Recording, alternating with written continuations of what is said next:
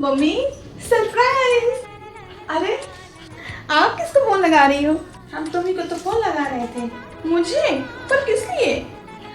बुलाने के लिए, और किस लिए। चलो अच्छा है आ गई तो। तुम्हारी सास ने बड़ी जल्दी भेज दिया। हाँ मम्मी, पता नहीं इस बार बोला कि चली जाओ रक्षाबंधन में मायके घूम के आओ, मैं आ गई। अरे दीदी नमस्ते। हाँ भाभी, खुश रहो। बहू अब देखो चिक्की भी आ गई है, अब तुम भी अपनी पैकिंग कर लो। पैकिंग कर लो मम्मी जी, पर कहाँ जाने के लिए? कहाँ की क्या, मायके की भाई। पर रक्षाबंधन में तो अभी 15 दिन है ना। अरे 15 दिन है तो क्या हुआ, जाओ बढ़िया रह के आना, त्योहार है, सब अपने अपने घर जाते हैं, तुम भी जाओ और बढ़िया जन्माष्टमी मना के आना आराम से। है यहाँ की चिंता मत करना, अब चिक्की तो आई नहीं है। ठीक है मम्मी जी, मैं पैकिंग कर लेती हूँ।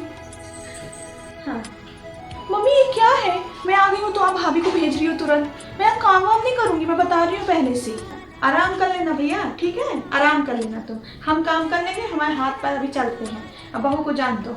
मतलब अब बेटी से ज़्यादा प्यारी बहू हो गई है क्या आपको? खास नहीं हो गई है बेटी से ज़्यादा, लेकिन हमको पता है कि शादी के बाद इंसान त्योहार में मायके नहीं जा पाते हैं तो उसको कैसा लगता है, समझी ना। मम्मी अब इसमें रोने की क्या बात है यार? रो नहीं रहे हैं, सोच रहे हैं। क्या सोच रही हो?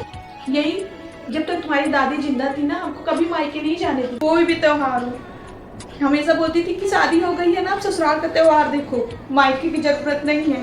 और सबसे ज्यादा हमको तकलीफ होती थी कि हम कभी रक्षाबंधन में अपने भाई की राखी नहीं बांध पाए शादी के बाद। हर बार में तुम्हारी दादी बोल देती थी कि भेज दो राखी, क्या जरूरत है जाने की, ससुराल आई हो यहाँ का त्योहार देखो। तभी हमने सोच लिया था कि हमारी जब बहू आएगी ना, हम कभी उसको ये बोल के नहीं रोकेंगे कि ससुराल आ गई हो, ससुराल का त्योहार देखो भाई, उसको हम बिल्कुल मायके भेजेंगे। मम्मी अब तुम परेशान मत हो, तुमको काम नहीं करवाएंगे तुमसे, हम कर लेंगे काम, उसको जान दो मायके। भाई बहन का त्योहार है, बिल्कुल मनाने दो। हम तो नहीं मना पाए शादी के बाद, कम से कम वो तो मना ले। क्यों भाभी, हो गई पैकिंग आपकी? हाँ दीदी बस हो ही रही है पैकिंग मेरी। वो तो मैं देख ही रही हूँ, आप तो बड़ी खुश हैं। मायके जाने के लिए कौन खुश नहीं होगा दीदी।